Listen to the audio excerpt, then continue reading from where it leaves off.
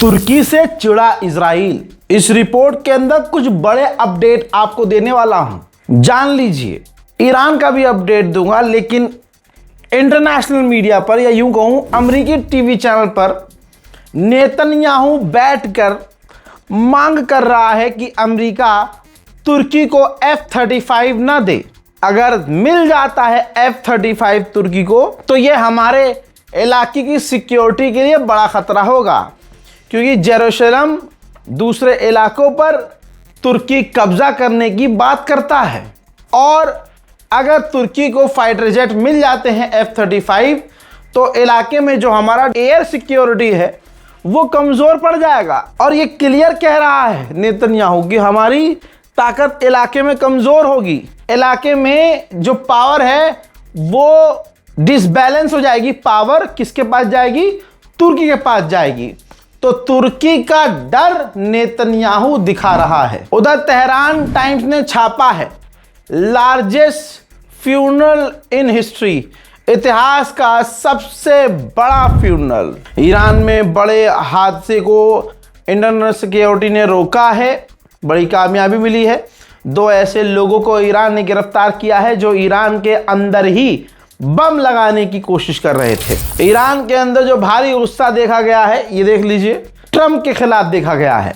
Trump का पुतला तक भी लटकाया गया है फांसी पर।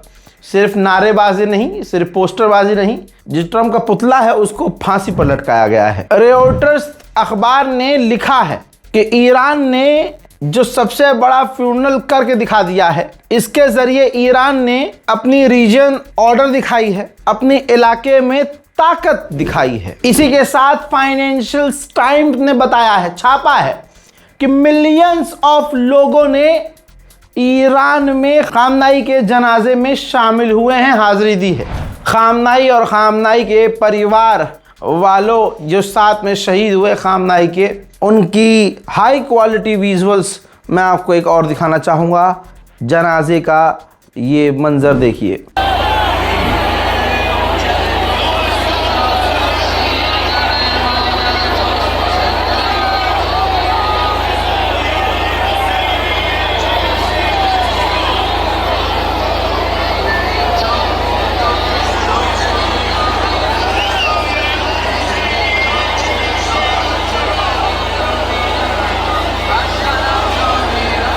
आज़ाद ताज़ा अपडेट की है, तस्वीर देखिए। खामनाई की बॉडी को अब कुम लेकर गए हैं। जी हाँ, कहा जा रहा है कि कुम में भी नमाज जनाजा होगी। जहाँ जहाँ मेन जगह लेके जाया जा रहा है, वहाँ उनकी नमाज जनाजा दोबारा होगी, ऐसा अभी हमें इनपुट मिल रहा है। मेरे दोस्तों, रूसी वो स्टाफ जो ईरान के न्यूक्लियर पावर प्लांट पर काम करते थे, जिन लोगों को रूस ने निकाल लिया था ईरान से जंग के दौरान, अब वो वैज्ञानिक रूसी वापस ईरान आ रहे हैं। मेरे दोस्तों, मैंने पहले ही कहा था कि गोदी मीडिया, इंडियन मीडिया पर किसी को भरोसा नहीं करना चाहिए। अब दोस्तों, एनडीटीवी जो एक वक्त जब रविश कुमार सर वहाँ मौजूद थे, तो भाई साहब क्या ही बात थी एनडीटीवी की। लेकिन जब मोदी का गुलाम एनडीटीवी हुआ, तो भाई साहब सुअर से भी ज़्यादा गंदा हो गया एनडीटीवी। प्रोपेगेंडा चलाया हिंदुओं को खुश करने के लिए। असल में ये जो ईरान की जीत है, ये अमेरिका के साथ साथ मोदी सरकार की भी बुरी हार है। भारत का हिंदू समुदाय हर हाल में ये चाह रहा था कि ईरान मिट जाए। ईरान का, क्योंकि नफरत मुसलमानों से हिंदुओं को इतनी है कि पूरी दुनिया में कुछ भी हो, कहीं भी हो, इनका मतलब कोई भी उस देश से रिश्ता हो, लेकिन अगर मुस्लिम देश है तो उसकी ये जीत बर्दाश्त नहीं करेंगे। अब व्यूज ज़्यादा कैसे मिलते गोदी मीडिया को? मुसलमानों को तकलीफ में दिखाकर, मुसलमानों का नुकसान दिखाकर। एनडीटीवी ने वही किया, एक स्क्रीनशॉट देखिए। एनडीटीवी ने रिपोर्टिंग करते हुए बताया कि अंतिम विदाई के बीच खोदी जा रही हैं हज़ारों कब्र, हज़ारों लोग मारे जा सकते हैं। तुरंत हम जो बार बार ईरान को मेंशन करके ये समझाते हैं, वो असर ईरान के एम्बेसी में नज़र आया है। और ईरानियन एम्बेसी में डायरेक्ट गोदी मीडिया को लेकर सतर्क कर चुका हूँ। अक्सर मैं ईरानियन एम्बेसी को ये जानकारी देता रहता हूँ। हज़रात मोहतरम, उसका असर ये है कि ईरान इन इंडिया यानी ईरानियन एम्बेसी जो भारत के अंदर है, उसने तुरंत एनडीटीवी को फैक्ट चेक कर दिया और लिख दिया फॉल्स न्यूज़ है, झूठी खबर है, बेसलेस क्लेम है, ऐसा है ही नहीं। ईरान के अंदर जो बता रहे हैं कि 3000 कब्रें खोदी जा रही हैं, ऐसा है, ये झूठ है। कोई ऐसा स्टेटमेंट नहीं है और ना ऐसी कोई सच्चाई है। भारतीय इंडियन यानी इंडियन मीडिया झूठ फैला रहा है। यह हाल हो गया है एनडीटीवी का। मेरे दोस्तों, ज़्यादातर अरब देशों के अंदर या दूसरे गरीब मुल्कों के अंदर अमेरिका और इजराइल का कब्जा है। वो कब्जा कैसे करते हैं?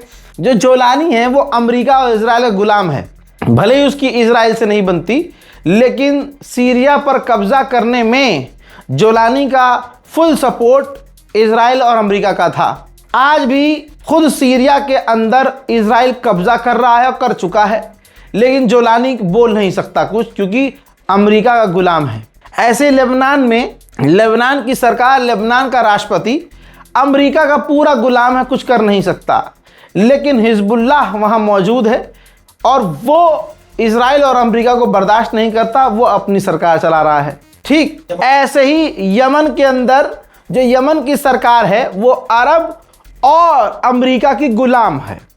11 साल से ईरान की फ्लाइट को बैन किया हुआ है। ईरान जहाज लेकर पहुंच नहीं सकता था यमन, लेकिन हुथीज गवर्नमेंट ने जो वहां चला रहे हैं, अनऑफिशियल गवर्नमेंट, उनका प्रभाव इतना ज़्यादा है कि ईरान से उन्होंने बातचीत की और 11 साल का जो ब्लॉकेज था तोड़ा और ईरान की महान एयरलाइंस जाकर यमन की राजधानी सना में उतरी। सऊदी अरब ने और तमाम देशों ने रोकने की कोशिश की, लेकिन ऐसा नहीं हुआ। अब सऊदी अरब ने जब यमन को धमकी दी, यानी हुतीज़ को धमकी दी, हुतीज़ ने कहा कि बाबल मंदिर हम बंद कर देंगे लाला, ज़्यादा तेज़ न चलना।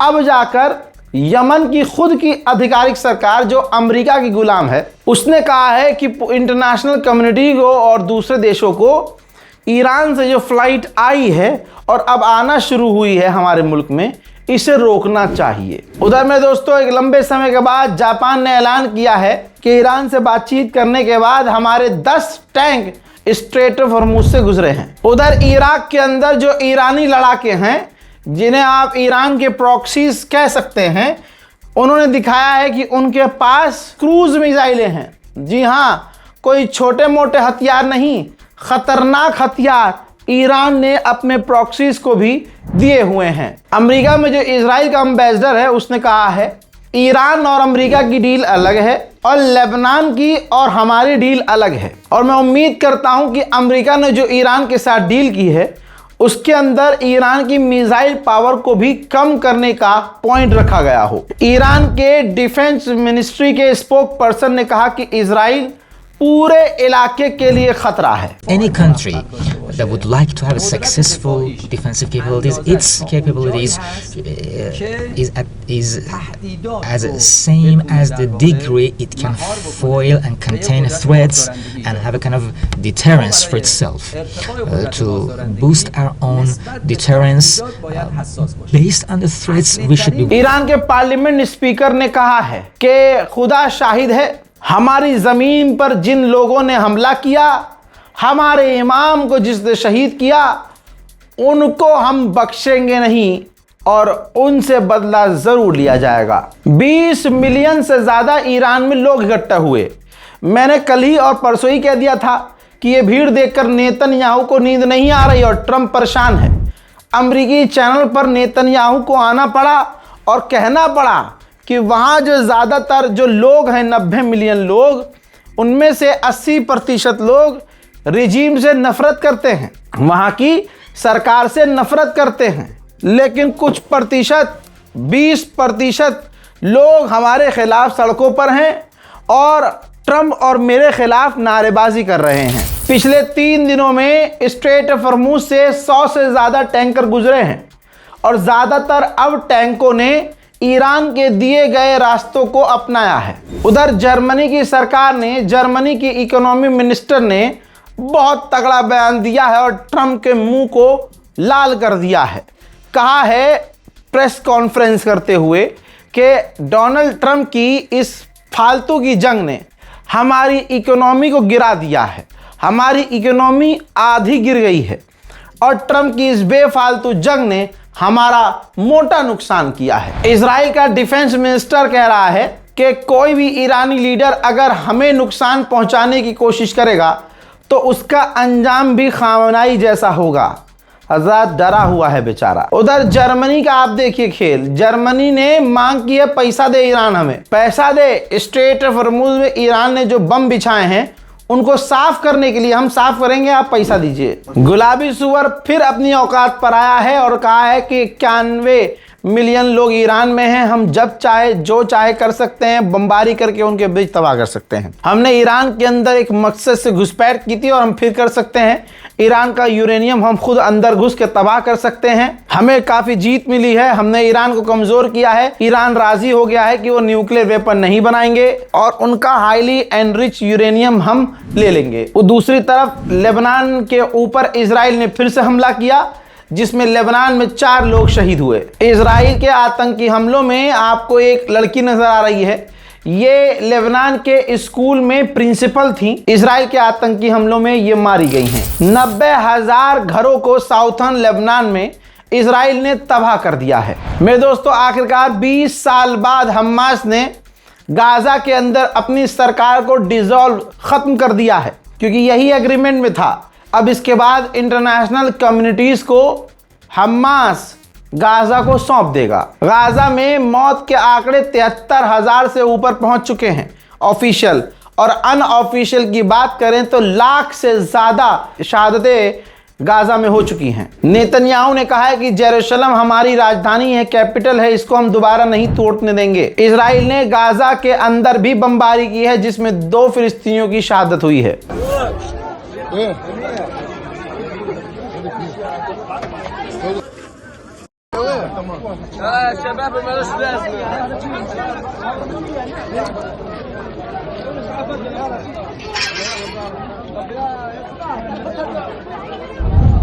उधर इजराइल और ग्रीस की एयरफोर्स ने, तस्वीर देखिए, ग्रीस और इजराइल की एयरफोर्स ने मिलिट्री एक्सरसाइज की है। इजराइल की फौज का और खास एक और मुल्क है वहां की भी पुलिस ऐसा ही करती है। ये देखिए, एक कार के अंदर फिलिस्तीन में, वेस्ट बैंक में, कार के अंदर बच्चा मौजूद था। इजराइल का फौजी आता है, गेट खोलता है, ग्रेनेड फेंकता है और गेट बंद कर देता है। यूरोपियन का पहला लीडर बन चुका है फ्रांस का राष्ट्रपति इमैनुअल मैक्रोन, जो पहला यूरोप का राष्ट्रपति है कि जोलानी के आने के बाद सीरिया ये आदमी पहुंचा है। हजरात मोहतरम, Iran middle east special report में फिलहाल के इतना ही। चैनल को सब्सक्राइब कीजिए, दुआओं में याद रखिए। जय हिंद।